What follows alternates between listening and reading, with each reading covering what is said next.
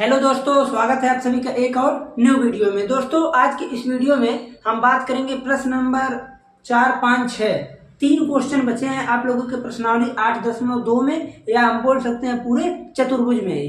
देखिए यहाँ पर आपको थोड़ा सा एक चीज मैं बोला था कि अगर आप लोग थोड़ा ध्यान से करेंगे तो आप इस प्रश्न को कर सकते हैं, क्योंकि जैसे आपको देखिए 2 प्रमेय आप पढ़े हैं मध्य बिंदु से रिलेटेड। जैसे जो मध्य बिंदु प्रमेय था, मध्य बिंदु प्रमेय, मैं इसको बार बार इसलिए बता रहा हूँ क्योंकि आप लोग अभी भी अगर थोड़ा सा ध्यान देंगे तो बहुत अच्छा प्रमेय है। यही प्रमेय रिलेटेड आप लोग पढ़ेंगे थेल्स प्रमेय क्लास 10th में। ऐसा ही है लेकिन थोड़ा डिफरेंस मिलेगा। डिफरेंस क्यों मिलता है, कैसे मिलता है, कल नहीं परसों के लेक्चर में हम बताए हैं क्यों मिलता है, कैसे सर।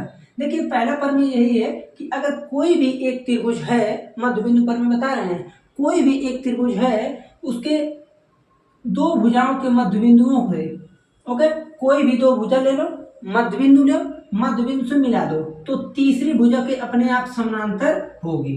ओके, अब यहां से हम लोगों ने 2-3 टर्म निकाला था कि क्या चीज होगा, तो ये डिस्टेंस जो होगा वो इसके आधा होगा, पहली बात। दूसरा, ये दोनों समानांतर चतुर्भुज बनाते हैं, ये दोनों नहीं बनाते हैं। जैसे एक यहाँ हम लोग मानकर प्रूफ जब किए थे तो आप देखेंगे तो समानांतर चतुर्भुज, यानी जैसे ही हम ये चीज लिखेंगे और ये समांतर हुआ तो अपने आप हम बोल देंगे कि समानांतर चतुर्भुज होगा। ओके, अब उसके बाद मध्य बिंदु प्रमेय का जो विलोम था, विलोम क्या बोलता है, सिंपल ये बोल रहा था कि भाई अगर एक त्रिभुज है, त्रिभुज के मध्य बिंदु पर जाएं, मध्य बिंदु से अब हम इसके समानांतर एक रेखा खींचिए तो इसको भी वो मध्य बिंदु में, यानी हम बोल सकते हैं कि 2 समान भागों में या तो समद्विभाजित करेगा। 2 समान बोलो या तो समद्विभाजित बोलो, दोनों का कॉमन सेंस से मतलब एक है।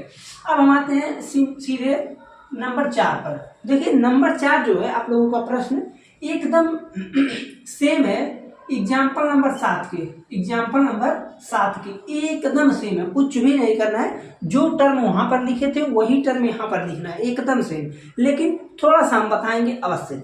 देखिए प्रश्न है, उदाहरण नंबर 4 प्रश्न है। अभी प्रश्न ध्यान से सुनिएगा। ABCD एक समलंब है। पहले तो हम डायग्राम बना दें, आप थोड़ा सा डायग्राम के लिए 1 मिनट नहीं लगेगा, थोड़ा डायग्राम बढ़िया रहना चाहिए। ओके, उसके बाद ABCD ये चीज है। फिर बोल रहा कि ये इसकी समानांतर रेखा है, क्या चीज, EF। उसके बाद यहाँ पर भी है, इससे इसको हम क्या कर दिए, मिला दिए। ओके, अब अगर ध्यान दे तो एग्जाम्पल नंबर 7 ऐसे ही था, देख सकते हैं यहाँ पर। ओके, एग्जाम्पल नंबर 7 ऐसे ही डायग्राम था, पूरा बढ़िया से प्रूफ बताए थे। तो देखिए कोई बात नहीं, प्रश्न सुनिए। ABCD एक समलंब है। ओके, फिर बोल रहा है कि जिसमें AB पैरेलल टू CD। अब देखिए यहीं पर हमको क्या करना है, अच्छा पहले प्रश्न सुन लीजिए। AB parallel to CD। अब देखिए हम इसको एक काम सोच रहे हैं कि जो चीज दिया है उसको तो पहले हम नोट कर लें, जो चीज दिया है तो आप लोग लिखेंगे क्या दिया है, में सिंपल काम, प्रश्न याद आ जाएगा कि समलंब ABCD है जिसमें AB पैरेलल टू CD, यानी देखिए अब आप लोग पूरा बढ़िया से लिख लीजिएगा कि AB parallel to CD given date है। ओके, फिर कह रहा है कि साथ ही BD एक विकर्ण है, BD एक विकर्ण है और E भुजा AD का मध्य बिंदु है। यानी यहां से हम बोल सकते हैं अगर ये मध्य बिंदु है तो ये डिस्टेंस और ये डिस्टेंस सेम होगा। ओके, फिर बोल रहा कि ई से होकर एक रेखा AB के समानांतर खींची गई, यानी ये रेखाएं AB और EF क्या है, समांतर है। AB और EF समांतर यानी पैरेलल हैं। ओके, जो BC को F पर प्रतिच्छेद करती है, तो दर्शाइए कि F भुजा BC का मध्य बिंदु है। देखिए ऐसे प्रश्नों को करने के लिए आप सिंपल काम अगर थोड़ा सा ध्यान दें तो अभी अपने आप हो जाएगा।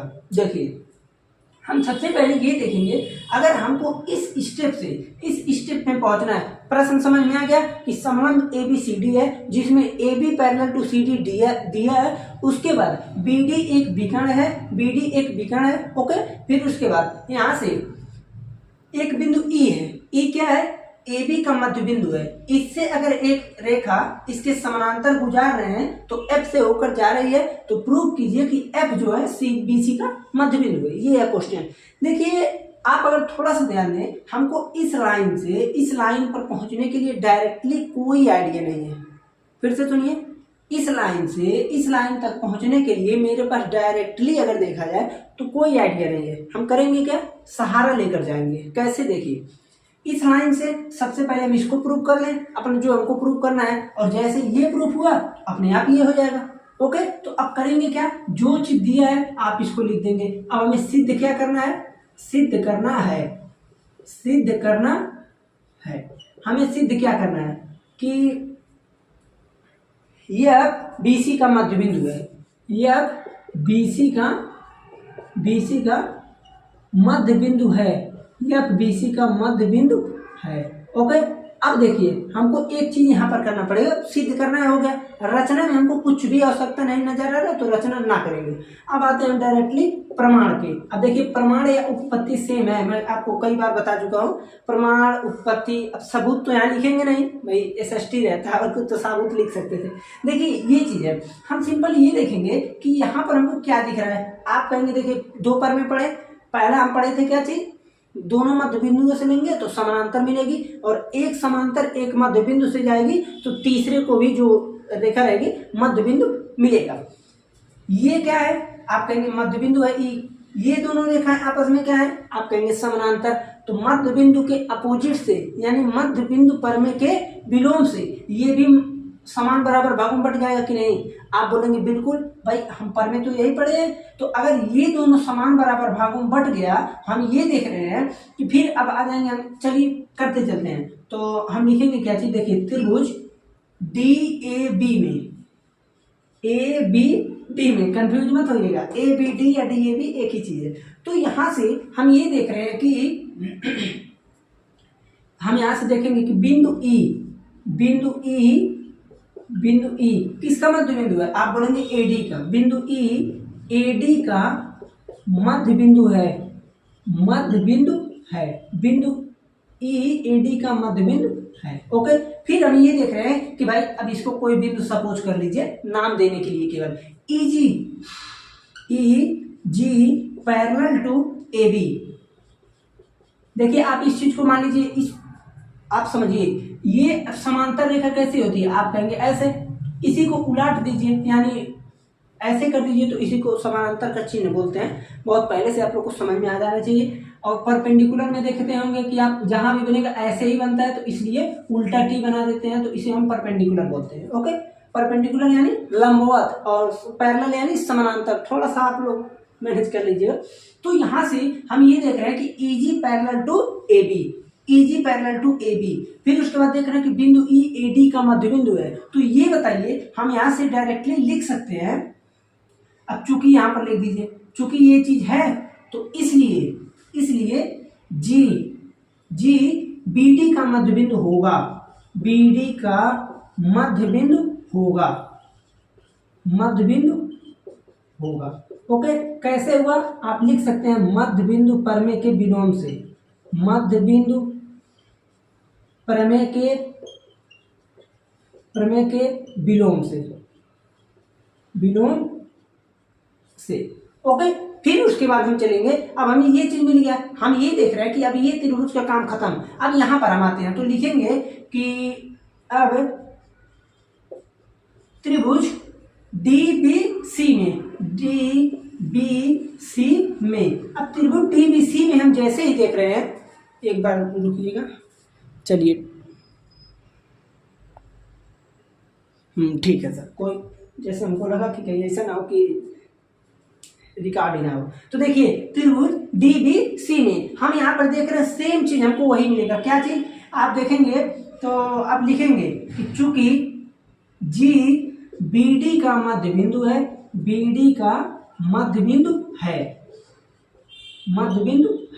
ओके, और में क्या लिख सकते हैं कि DC parallel to GF, DC parallel to GF। तो हम आपको बता दें कि ये कैसे हो गया। तो देखिए सुनिए, AB CD के समांतर है, ए बी सी डी के समांतर है, ए बी समांतर है ई एफ के, ए बी समांतर है ई एफ के। ये बताइए अगर ये दोनों रेखाएं आपस में समांतर है, ये दोनों आपस में समानांतर है, तो क्या ये दोनों आपस में समांतर होंगे या नहीं? तो आप बोलेंगे बिल्कुल होंगे। तो यहाँ से हम ये देख सकते हैं कि ये दोनों चीज हमको मिल गया। उसके बाद हम यहाँ पर लिख देंगे कि इसलिए यहाँ पर क्या हो जाएगा कि एफ बीसी का मध्य बिंदु है, मध्य बिंदु है। ओके, ये चीज मिलेगा। कैसे मिला? यही चीज आप ब्रैकेट में यहाँ पर लिख लेंगे और यही चीज हमको सिद्ध करना था। तो आप लिख दीजिएगा इति सिद्धम, इति सिद्धम।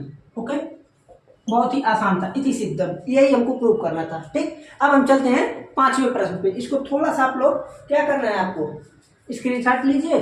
उसके बाद हम चले 5वें नंबर पे। 5वां नंबर प्रश्न है बहुत आसान, आपको थोड़ा सा समझना पड़ेगा। ओके, देखिए 5 नंबर प्रश्न पे चलते हैं।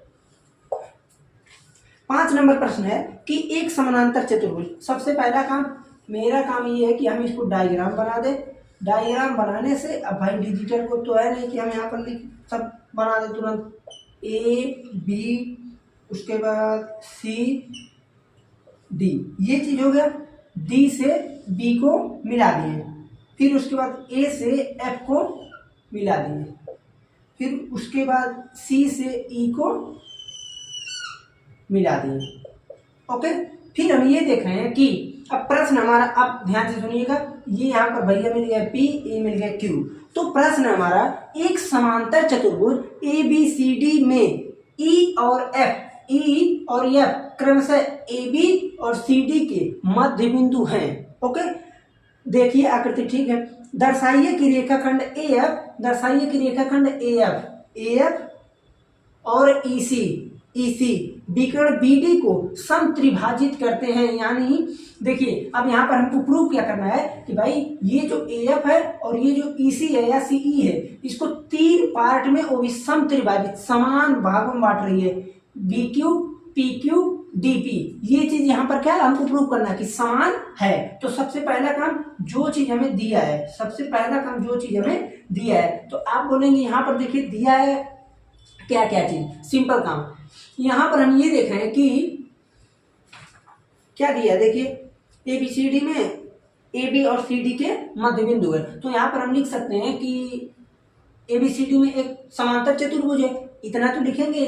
तो लिख देंगे हम, क्या लिखेंगे, समांतर चतुर्भुज ए बी सी डी में, समांतर चतुर्भुज है ना। चलिए अब लिखेंगे हम, देखिए समांतर चतुर्भुज ए बी सी डी, समांतर चतुर्भुज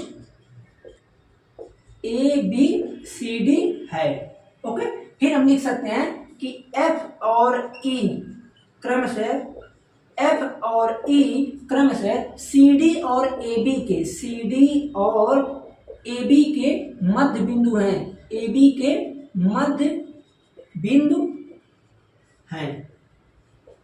ओके, ये चीज हो गया, मध्य बिंदु है, हमें पता भी है। अब उसके बाद हमको क्या चीज सिद्ध करना है, तो आप बोलेंगे सिद्ध करना है में आप सिंपल लिख सकते हैं, सिद्ध करना है क्या चीज, कि देखिए हमको तो सिंपल ये चीज लिखना है कि एएफ और ईसी बीडी को समत्रिभाजित करती हैं, ये चीज लिखना है। या तो आप लिख सकते हैं, या तो सिंपल काम DP equal to P Q equal to B Q, ये चीज हम लिख दें, ये भी सही है। आप या तो भाई हिंदी में लिख सकते हैं एएफ और ईसी, एएफ और ईसी विकर्ण बीडी को क्रमशः, विकर्ण बीडी को डीपी पी क्यू क्यूबी में समान भागों में बांटती हैं या समत्रिभाजित करती हैं, आप इतना लिख सकते हैं।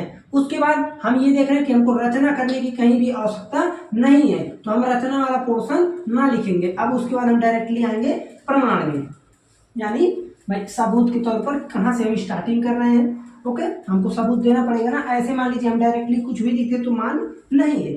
अब हम आते हैं कहाँ, प्रमाण में। अब समझिएगा, थोड़ा सा समझना है आपको। देखिए हम ये देख रहे हैं कि यहाँ पर ये कौन सा चतुर्भुज है, आप कहेंगे समांतर चतुर्भुज। समांतर चतुर्भुज में ये दोनों आपस में समानांतर, ये दोनों आपस में समांतर, और ये रेखाएं दोनों समान, ये रेखाएं दोनों आपस में समान होंगे। तो आप यहां से लिख सकते हैं डायरेक्टली कि अब देखिए, चूंकि F जो है इन दोनों का क्या है, मध्य बिंदु है, तो आप यहां से ये लिखेंगे कि FD equal to EC। Okay, FD equal to EC, या तो इसका स्टार्टिंग इस तरह से किया जा सकता है। देखिए, FC इक्वल टू या FD इक्वल टू FC या FD, लेकिन ध्यान दीजिएगा इक्वल टू CD/2।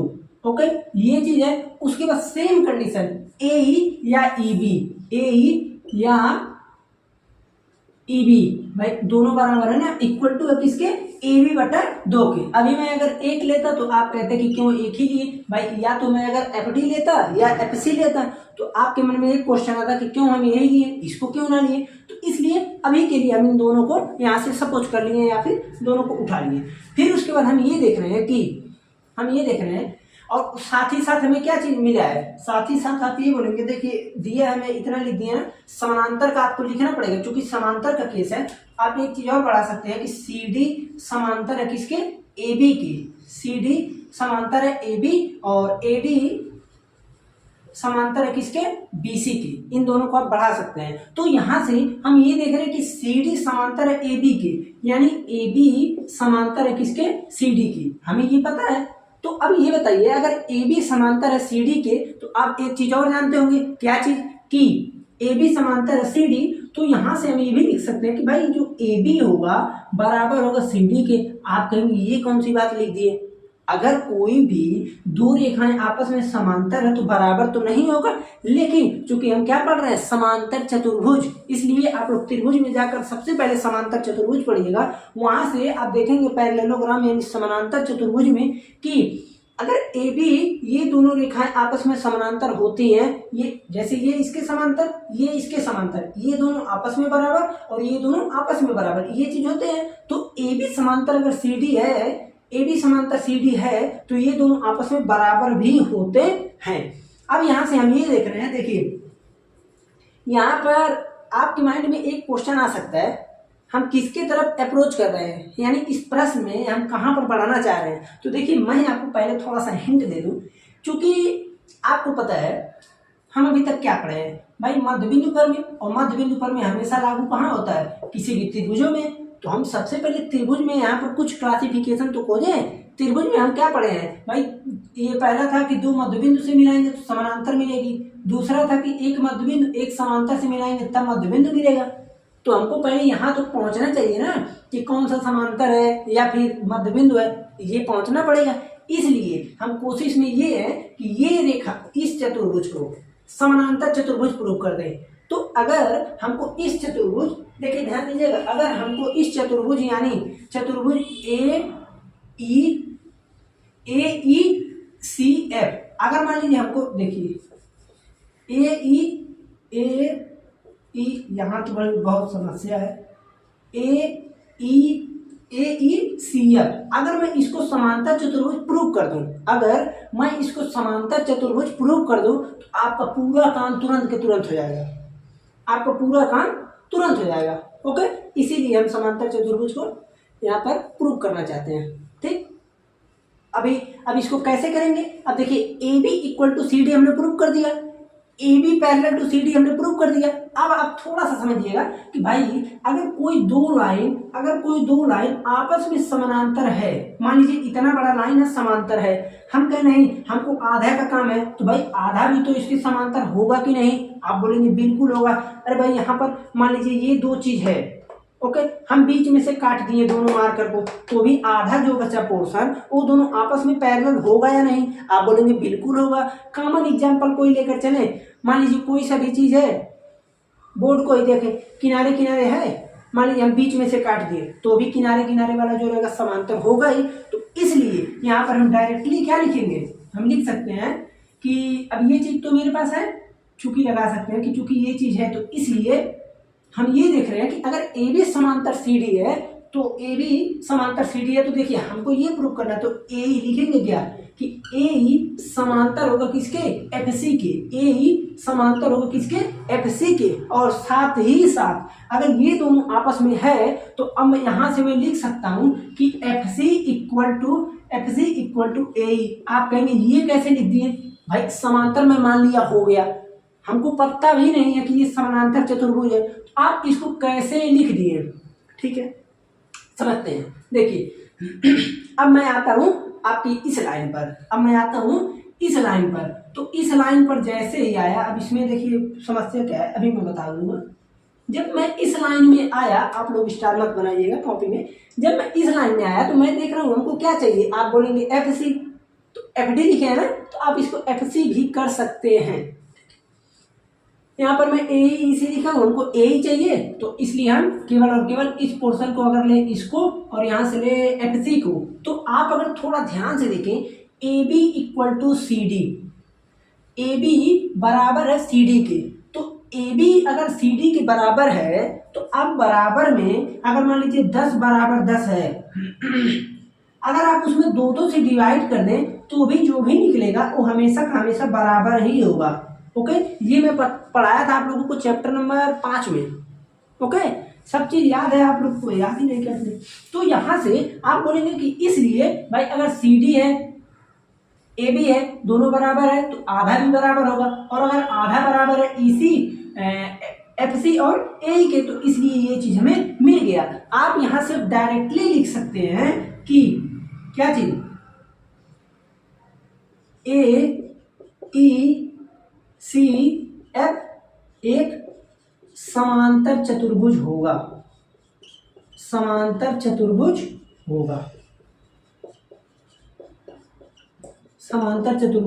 होगा। ओके, क्यों, आइए देखिए यहां पर जब हम एक, देखिए ये साइड बराबर था, ये साइड बराबर था, ये आपस में समानांतर दोनों था, तो हम बोले थे कि समांतर चतुर्भुज है, लेकर सीधा है। फिर हम ये प्रूव कर दिए कि इसका आधा भी, ये दोनों आपस में बराबर और समांतर है, तो इसलिए ये भी एक समांतर चतुर्भुज होगा। अब यहां से देखिए मेरा काम आधा से आधा काम हो गया। कैसे, अब देखिए ध्यान दीजिएगा, अगर ये लाइन, अब हम लिखेंगे क्या, अब हम लिखेंगे त्रिभुज डी क्यू सी में, त्रिभुज डी क्यू सी में हम क्यों लेकर चल रहे हैं अभी मैं बता दे रहा हूं। देखिए हमको कौन सा रेखा समांतर मिला है, ये दोनों रेखाएं एफ सी और ये। ओके, तो अगर हमको त्रिभुज में लेकर चलना है, तो अगर मैं बड़े वाले पोर्शन को ले लूंगा तो यहाँ पर 3 पोर्शन मिलेंगे भाई। देखिए 1 2 3 खाना मिल जाएंगे, हम समझ नहीं पाएंगे, इसलिए हम यहाँ से इस त्रिभुज को लेंगे, त्रिभुज डी क्यू सी में। हम त्रिभुज डी क्यू सी में देख रहे हैं कि एफ है, एफ जो है, एफ चूंकि एफ सी डी का मध्य बिंदु है, सी डी का मध्य बिंदु है, ओके। फिर हम उसके बाद ये देख रहे हैं कि देखिए हमें ये मिल गया कि AECF एक समांतर चतुर्भुज है, तो अगर ये आपस में समांतर है तो ये भी आपस में क्या होगा, समांतर होगा। और ये दोनों रेखाएं हैं भाई, सिंपल काम, ये दोनों आपस में समांतर होगा या नहीं, आप बोलेंगे बिल्कुल। तो F अगर CD का मध्य बिंदु है तो ये आप ये बताइए, और ये भी दिया है हमें क्या चीज कि FP समानांतर है किसके, QC के, FC समांतर है किसके, QC के। तो आप यहां से डायरेक्टली लिख सकते हैं कि इसलिए हम ये बोल सकते हैं कि P DQ का मध्य बिंदु होगा, P DQ का मध्य बिंदु होगा कि नहीं। आप बोलेंगे कैसे हुआ, तो आप यहाँ पर लिख लेंगे क्या चीज, मध्य बिंदु प्रमेय के विलोम से, मध्य बिंदु प्रमेय के विलोम से, ओके। फिर अब उसके बाद हम यहाँ पर आएंगे, देखिए ये मेरा काम हो गया। अब मैं जब उसके बाद चलूंगा नीचे से, अभी तक हमको क्या निष्कर्ष निकला कि भाई यहां से निकला कि DP इक्वल टू PQ। अभी हमको QB या BQ के बारे में कुछ भी नहीं पता है। अब हम आएंगे कहाँ पर, त्रिभुज DQC में चले थे, तो अब आएंगे ABP में, त्रिभुज ABP में। अब आपको थोड़ा सा यहाँ पर समझना होगा, देखिए त्रिभुज पी में हम ये देख रहे हैं कि देखिए ये रेखा क्या है, आप बोलेंगे ठीक है कोई एक रेखा है, ये इसका मध्य बिंदु है। अब आप लिखेंगे कि चूंकि ई ए बी का मध्य बिंदु है, ओके, मध्य बिंदु है। फिर उसके बाद हम ये देख रहे हैं कि देखिए मध्य बिंदु तो है इस रेखा के समांतर इसके मध्य बिंदु से एक रेखा अगर हम गुजारे तो ये भी मध्य बिंदु मिलेगा। तो आप कहेंगे लिखेंगे क्या, तो सबसे पहला काम लिखेंगे आपकी ए पी समांतर है किसके, बी ई से, नहीं क्यू ई है, देखिए गलत हो जाएगा, क्यू ई में ये चीज हमें मिल गया। अब उसके बाद हम ये देख रहे हैं कि देखिए ये दोनों रेखाएं आपस में समानांतर है, एक मध्य बिंदु से जा रहा है तो दूसरा अपने आप मध्य बिंदु होगा। तो यहाँ पर आप लिख देंगे कि इसलिए क्यू पीबी का मध्य बिंदु होगा, ओके। क्यों हुआ, आप यही चीज यहाँ पर उठा लेंगे मध्य बिंदु परमे के विलोम से। अब आप इसका क्या निष्कर्ष निकला, इसका निष्कर्ष ये निकला कि भाई पी क्यू जो है वो बराबर होगा क्यू बी के। अगर आप इसको इक्वेशन नंबर 1 मान लें और इसको 2 मान लें तो आप यहाँ पर लिख सकते हैं। अब चूंकि जगह नहीं है इतने में लिख देंगे, आप लिखेंगे क्या कि समीकरण 1 एवं 2 से, ये बताइए कोई दो लोग हैं, 2 फ्रेंड है, बोल रहा है पी क्यू जो है ये इसका फ्रेंड है, पी क्यू का फ्रेंड डीपी है, यही देखिए पी क्यू का फ्रेंड क्यू बी है, तो ये दोनों भी आपस में फ्रेंड हो गए इक्वली अगर देखा जाए। अब हो सकता है भाई अपवाद हो, कोई दुश्मन हो तो अलग बात है। D B equal to P Q, P Q equal to Q B, तो हम ये निष्कर्ष निकाल सकते हैं कि D P equal to P Q equal to Q B. ये चीज हमें यहाँ से निष्कर्ष मिल गया और हमको यही प्रूव करना था, इति सिद्धम, ओके, इति सिद्धम, ओके। ये चीज हमें मिल गया। देखिए बहुत ही आसान प्रश्न था, अगर आपको समझ में आ रहा है तो आप इसको आसानी से कर सकते हैं, ठीक। अब हम इसको मिटाते हैं, चलते हैं अपना एक लास्ट क्वेश्चन बचा है 6 नंबर, इसको हम थोड़ा सा कर लेते हैं। चलिए देखिए स्क्रीनशॉट आप लोग ले लीजिएगा, थोड़ा सा हम बता दें 6 नंबर बहुत ही आसान प्रश्न है, क्योंकि अगर आप मध्य बिंदु पर में पढ़े हैं तो आपको अगर पता है कि हमारे पास जब 2 ही चीज है तो हमको 2 ही चीज से लेकर चलना है सब कुछ। अगर 2 ही चीज है केवल तो क्यों नहीं हम उसको बढ़िया से पढ़ें। हम ये देख रहे हैं कि कहाँ से क्यों आ रहा है, देखिए एक भी चीज यहाँ पर आपको रटना नहीं है, ओके। तो देखिए अब हम चलते हैं 6 नंबर अपने प्रश्न पर। तो देखिए 6 नंबर प्रश्न बोल रहा है कि ABCD एक समकोण नहीं एक ABCD एक त्रिभुज है समकोण त्रिभुज ABC है जिसका कोण C समकोण है। अब देखिए डायग्राम बनाते चलते हैं, डायग्राम बुक में नहीं दिया है, आपको खुद बनाना है। देखिए फिर उसके बाद कह रहा है कि कर्ण AB के मध्य बिंदु, अब देखिए ये चीज है, ये चीज है, ये है। अगर मैं मान लीजिए थोड़ा सा और बड़ा बना दें, बढ़िया लगेगा देखने में। देखिए ये कोण सी समकोण है, फिर बोला है कर्ण AB के मध्य बिंदु, तो जाहिर सी बात है कि AB, ओके। फिर बोला है कर्ण AB के मध्य बिंदु M, AB के मध्य बिंदु M, AB के मध्य बिंदु M से होकर BC के समांतर, यानी जाहिर सी बात है भाई इधर ही रेखा खींचेंगे, AB के समांतर खींची गई रेखा AC को D पर प्रतिच्छेद करती है, तो दर्शाइए कि पहला D BC का मध्य बिंदु है। अब देखिए हमको तो इसमें लगता है कि बताना ही ना पड़ेगा, क्यों, क्योंकि अधिक राशि ने क्या किया है, एक मध्य बिंदु था, इन दोनों के समानांतर से गुजारे तो ये कैसा मिलेगा, आप कहेंगे मध्य बिंदु मिलेगा, क्यों, क्योंकि मध्य बिंदु परमे के विलोम से यही होता ही है। दूसरा MD परपेंडिकुलर टू AC, ये भी आपको आसान है। तीसरा CM equal to MA equal to AB/2, ये चीज हमको प्रूव करना है। तो देखिए बहुत ही आसान काम है। अब जो चीज यहाँ पर आपको दिया, सबसे पहला काम दिया है, मैं आप क्या चीज लिखेंगे, दिया है। अब देखिए क्या चीज दिया, आप लोग ध्यान से सुनिएगा, मैं इसको नहीं लिखूंगा भाई। एक्सरसाइज पूरे चैप्टर का अगर लास्ट प्रश्न है तो मैं इतना तो आशा कर सकता हूँ कि आप लोग, मैं बोल रहा हूँ तो आप लिख सकते हैं।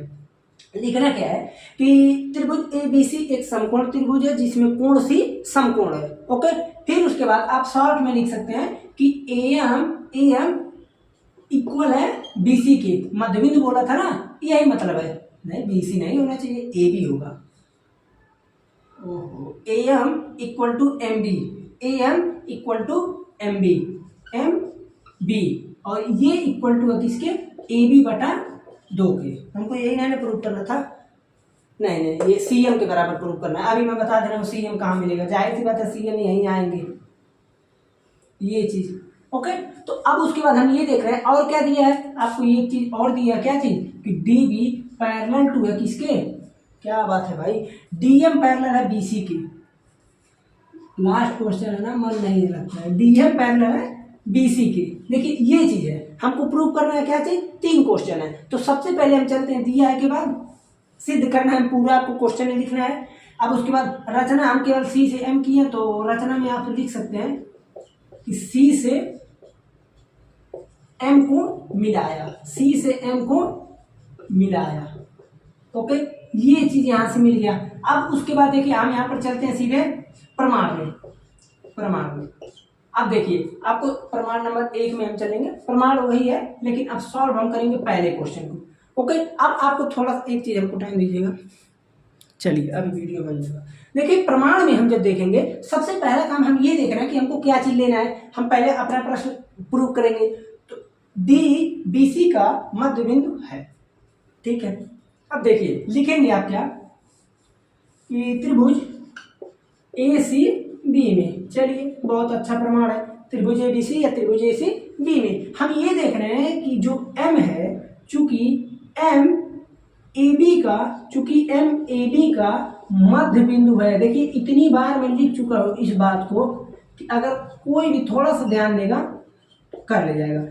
MAB का मध्य बिंदु है, और क्या चीज है, आप बोलेंगे कि DM पैरेलल टू BC, ये चीज हमें यहां से प्राप्त है या पहले से ही दिया है, ये भी आप लिख सकते हैं। अब ये 2 कंडीशन मिल गया तो आप लिख देंगे कि इसलिए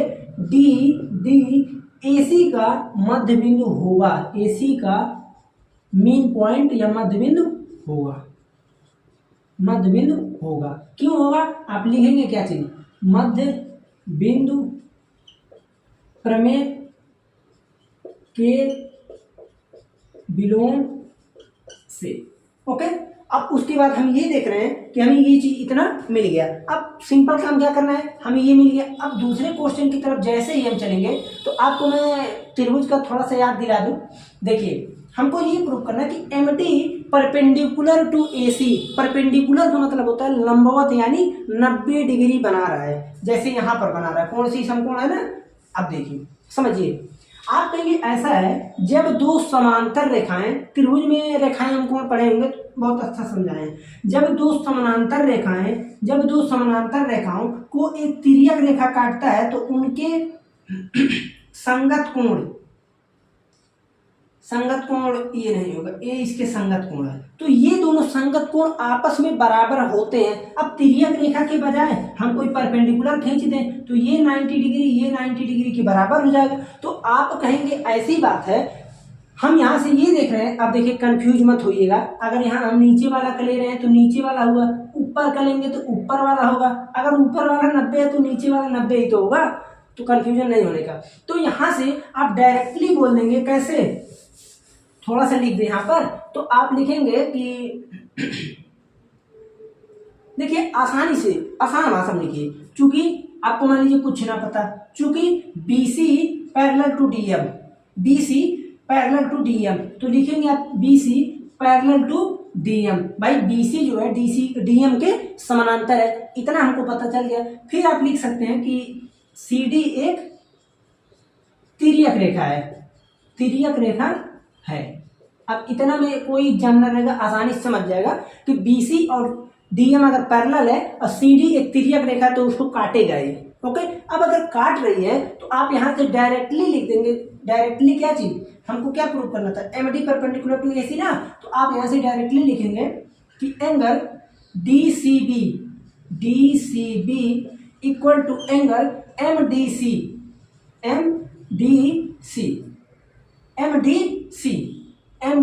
ए लिखिए। क्यों ए लिखिए मैं बता रहा हूँ, एम डी ए, क्योंकि ये सामान्य सा केस है। अभी यहाँ मैं 90 डिग्री की बात नहीं किया हूँ। अगर कोई सामान्य सा केस है तो ये अनिवार्य नहीं है। ये जैसे देखिए ये 30 डिग्री है, अगर मान लीजिए तो ये कितना होगा 30 डिग्री। ये अनिवार्य नहीं है कि ये भी 30 होगा। ओके, इसलिए मैं बोल रहा हूँ कि अनिवार्य नहीं है। अगर 90 रहेगा तो होगा। मैं क्या बोल दिया, आप लोग कंफ्यूज ना होइएगा। अगर कोई दो रेखाएं एक तिर्यक रेखा से ऐसे काट दें तो उनके केवल करस्पॉन्डिंग एंगल ही इक्वल होते हैं, संगत कोण बराबर होते हैं। ओके, ना कि ये इसके बराबर होता है, जैसे ये कोण इसके बराबर, ये कोण इसके बराबर, ये चीज होता है। लेकिन ये दोनों कोण आपस में बराबर होगा, ये कोई बात नहीं है। ओके, अगर यही दोनों रेखाओं को हम 90 डिग्री गुजार दें तो भाई ये 90 तो ये भी 90, अगर ये 90 है तो ये भी 90 होगा। इसलिए मैं ये कोण बराबर कर दे रहा हूँ किसके, इसी के बराबर 90 डिग्री में। लेकिन चूंकि यहाँ 90 नहीं है, अभी मैं 90 का केस ना लिया हूँ, तो इसलिए ए लिखूंगा। ओके, आप लोग को एकदम बढ़िया से एक चीज समझना है। तो अब यहाँ पर लिख देंगे, लिखेंगे क्या कि चूंकि, अब यहाँ इसलिए लिख सकते हैं चूंकि ये था तो इसलिए ये हुआ। तो अब फिर आप क्या लिखेंगे कि चूंकि एंगल सी समकोण है। ओके, इसलिए एंगल डी भी समकोण होगा। कैसे होगा अब यहाँ पर बताने की आवश्यकता नहीं है, यहाँ से होगा। ओके, अगर ये भाई इसके बराबर है तो ये भी बराबर होगा। अब 90 है तो 90 ही होगा। तो दूसरा आप यहाँ लिख सकते हैं कि M D perpendicular to A C. Okay, अब हम आते हैं अपने तीसरे प्रश्न पे। तीसरा है कि C M equal to M A equal to A B बटा 2। अब देखिए यहाँ पर आप कहेंगे मध्य बिंदु पर में खोजते हैं, चलिए मैं खोजवा देता हूँ आपको। देखिए एम ए कहाँ पर है, M A equal to A B बटा 2, तो ये तो हमको ज्ञात है, इसमें कुछ भी ना करने का, ये हमको पता है। फिर हम ये देख रहे हैं कि हमको यहाँ पर क्वेश्चन आ गया सीएम को लेकर। तो आप ये देख रहे हैं कि अगर ए बी रेखा है, मैं पहले क्वेश्चन को मिटा रहा हूं। देखिए थोड़ा आप लोग को ध्यान से समझना ये है कि देखिए हम ये देख रहे हैं कि भाई तीसरा क्वेश्चन है अपना, ये देख रहे हैं यहाँ पर मेरे पास ये है कि अगर कोई भी एक रेखा है, ओके, जो त्रिभुज का केस होता है, आप लोग उसको समझिएगा। हमको यहाँ पर सीएम की बात हो रही है, CM equal to M A equal to A B बटा 2 की। और अगर कोई एक रेखा ऐसे गुजार दी, ठीक है, हमको ये दो चीज मिल गया। लेकिन ये बताइए क्या इस रेखा के समांतर कोई भी एक भी रेखा आपको दिख रही है? यानी इस लाइन के समानांतर कहीं पर भी एक भी लाइन आपको दिख रहा है? आप कहेंगे नहीं दिख रहा है। अगर नहीं दिख रहा है तो जाहिर सी बात है कि मध्य बिंदु का पर में और मध्य बिंदु का विलोम का पर में लगेगा ही नहीं। मध्य बिंदु का पर में और मध्य बिंदु का विलोम का पर में लगेगा ही नहीं। और अगर नहीं लगेगा तब हम कैसे इक्वल करेंगे? तो आप बोलेंगे M A equal to C M, कुछ बता रहा है, M A equal to C M क्या बता रहा है? अगर हमको ये प्रूव करना है तो यहाँ पर हम लगाएंगे क्या चीज? सर्वांग समता का नियम। ओके, तो क्यों लगेगा सर्वांग समता, ये भी बता दिया हमने। तो यहां से आप लिखेंगे कि त्रिभुज ADM और CDM से। अब देखिए आपको ध्यान से समझना है, हमको पता है आप भूल गए होंगे, आधा से ज्यादा लोग तो भूल ही गए होंगे। तो आप एक एक चीज को पकड़िए। क्या चीज? देखिए DM आपको प्रत्येक जगह दोनों में सेम मिलेगा कि नहीं? DM इक्वल टू DM आप बोलेंगे बिल्कुल। क्यों? क्योंकि ये उभयनिष्ठ पोर्शन है, उभयनिष्ठ है। फिर उसके बाद हम ये देख रहे हैं कि भाई CD इक्वल टू AB होगा कि नहीं। अब यहाँ पर आइए, ये प्रूफ किया है ना 90-90 है, तो आप लिख देंगे कि angle D equal to angle D 90 degree. फिर हम ये देख रहे हैं कि AD इक्वल टू CD, ये भी तो हमें पता है ना पहले से ही, ये चीज दिया है भाई कि जैसे हम यहाँ से प्रूव किए हैं ना, तो आप इसको लिख सकते हैं वहाँ से। तो हमारे लिए दिया ही है, क्योंकि थर्ड क्वेश्चन है, या तो आप लिख देंगे कि मध्य बिंदु पर में से हमने प्रूव किया था। ओके, तो ये चीज़ आप यहाँ लिख सकते हैं। क्या लिखेंगे कि मध्य बिंदु पर में से प्रूव किया था, या तो आप डायरेक्टली लिख देंगे गिवन एट, या दिया है। तो अब यहाँ से हम बोल सकते हैं, देखिए एस ए एस, तो लिखेंगे त्रिभुज ए डी एम सर्वांग सम त्रिभुज ए, नहीं ए कहाँ से आ गया, सी डी एम, तो लिखेंगे आप एस ए एस सर्वांग समता की कसौटी से। ओके, अब यहाँ से ये चीज जैसे ही हुआ, तो अब आप दोनों को इक्वल कर दीजिए। आप लिखेंगे यहाँ से आ गया A M equal to M C या सी एम। अब ये कैसे हुआ है, ये आप लोग कमेंट में अवश्य बताइएगा, अपना तो कीजिएगा, ये हमको अवश्य बताइएगा क्या होता है, कैसे हुआ है, ये बताइएगा। देखिए आपको याद है या नहीं। अब देखिए ए एम इक्वल टू अगर सी एम है, तो हमको पता है कि ए एम इसके बराबर है, तो ये चीज आपका प्रूव हो गया। अब नीचे आप लिख देंगे कि A M C M A B बटा 2। ओके, ये था आप लोगों का सिंपल सा चतुर्भुज, हो गया पूरी तरह खत्म। अब हम आप लोगों को देखिए अगले चैप्टर में कोशिश ये रहेगा कि देखिए आप लोगों का वृत्त बचा है, उसके बाद थोड़ा सा आपका हीरोल्स फार्मूला बचा है, उसके बाद सब कुछ आसान है। तो अभी देखिए चतुर्भुज से निकले हैं, अब अगर डायरेक्टली वृत्त में चलेंगे तो आप लोग थोड़ा सा कहेंगे कि ये क्या हो रहा है, क्योंकि भाई त्रिभुज भी आपको थोड़ा कठिन ही लगा, उसके बाद चतुर्भुज भी आपको थोड़ा कठिन ही लगा, तो वृत्त में अगर आ जाएंगे डायरेक्टली तो आप लोग थोड़ा गड़बड़ हो जाएंगे। इसलिए वृत्त को अभी कुछ दिनों के लिए डिले करके हम ला देंगे पहले हीरोल्स फार्मूला को। क्यों? क्योंकि हीरोल्स फार्मूला बहुत ही आसान है और 1-2 लेक्चर में खत्म भी हो जाएगा, बहुत छोटा है। हीरोल्स फार्मूला के बाद पृष्ठीय क्षेत्रफल और आयतन पे चलेंगे, वहां पर सिंपल काम आपको वही क्या चीज मिलेंगे, बेलन, शंकु, ये सब मिलेंगे, समझाया जाएगा, आसानी से समझ जाएंगे। ओके, और लास्ट में आपको मिलेगा क्या चीज, जब चलेंगे वहां पर संख्याकी मिलेगा। तो सिंपल काम है, ज्यादा समस्या नहीं है। सर्किल को थोड़ा लास्ट में ही पढ़ाएंगे, पूरा खत्म हो जाएगा, तब उसके बाद हम स्टार्ट करेंगे सर्कल यानी वृत्त को। ठीक है, तो चलते हैं, मिलते हैं फिर अगले लेक्चर में न्यू चैप्टर के साथ।